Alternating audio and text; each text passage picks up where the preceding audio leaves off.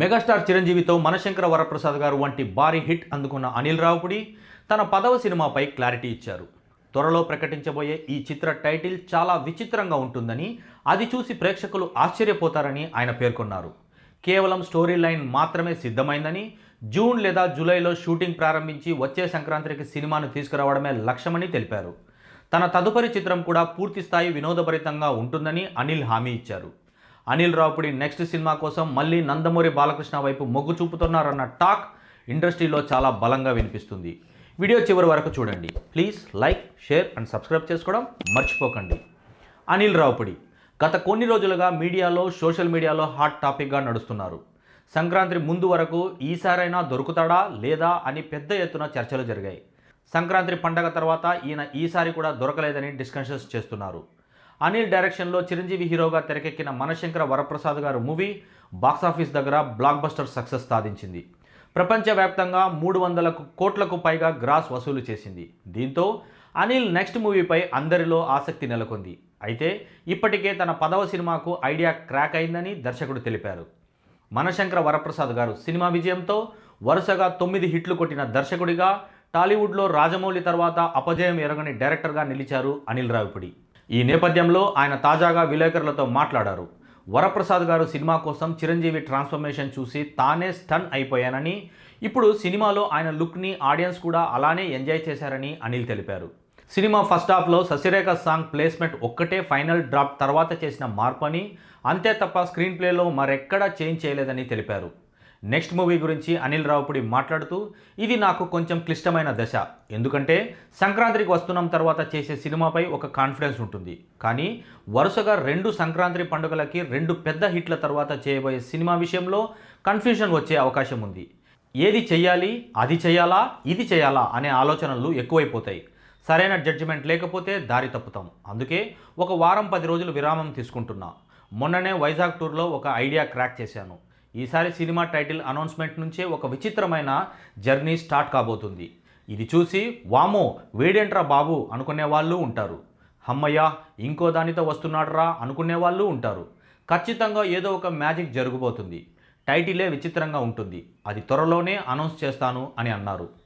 Next చేయబోయే సినిమాకు సంబంధించి నటీనటులు ఎవరనేది ఇంకా అనుకోలేదని, స్టోరీ లైన్ మాత్రమే ఫిక్స్ అయ్యానని అనిల్ రావిపూడి తెలిపారు. ఎవరు చేస్తే బాగుంటుంది, ఎవరి డేట్స్ ఉంటాయి అనేది చూసుకోవాలని, హీరోల వెసులుబాటు ముఖ్యమని అన్నారు. జూన్, జూలై నాటికి సినిమా సెట్స్ పైకి వెళ్తుందని క్లారిటీ ఇచ్చారు. ఆడియన్స్ ఎంటర్టైన్మెంట్ను కోరుకుంటున్నారని, తాను చేయబోయే తర్వాతి చిత్రం కూడా 200% ఎంటర్టైనర్ అని, దానికి ఎమోషన్ జోడించి కథ చెబుతానని పేర్కొన్నారు.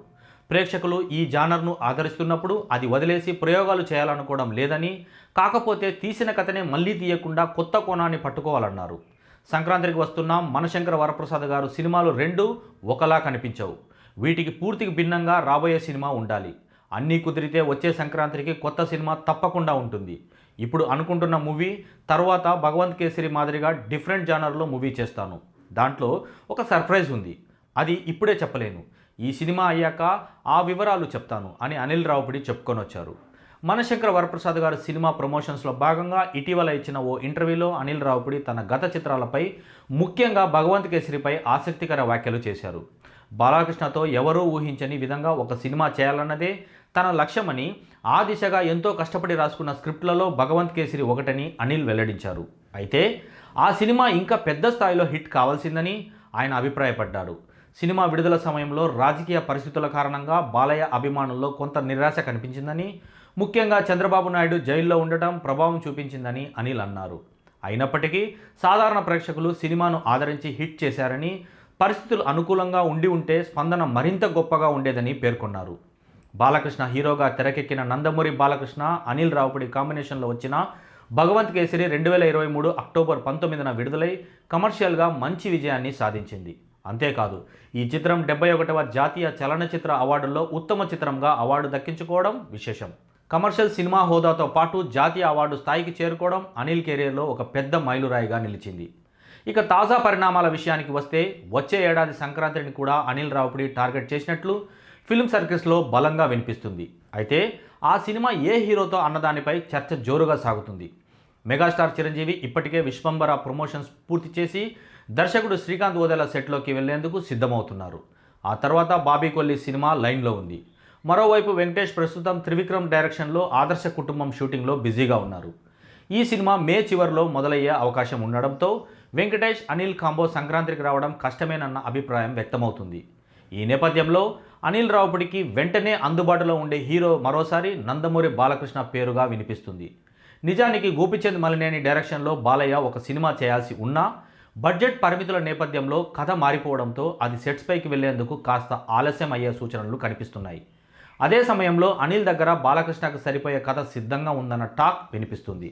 అన్నీ అనుకూలిస్తే బాలయ్య అనిల్ రావుపుడి కాంబోలో మరో సినిమా త్వరలో పట్టాలెక్కే అవకాశాలు ఉన్నాయని ఫిల్మ్ వర్గాలు చెబుతున్నాయి. గతంలో భగవంత్ కేసరితో బ్లాక్ బస్టర్తో పాటు జాతీయ అవార్డు అందుకున్న ఈ కాంబినేషన్ రిపీట్ అయితే మరోసారి బాక్సాఫీస్ వద్ద సంచలనం ఖాయమనే అంచనాలు అభిమానుల్లో బలంగా ఉన్నాయి.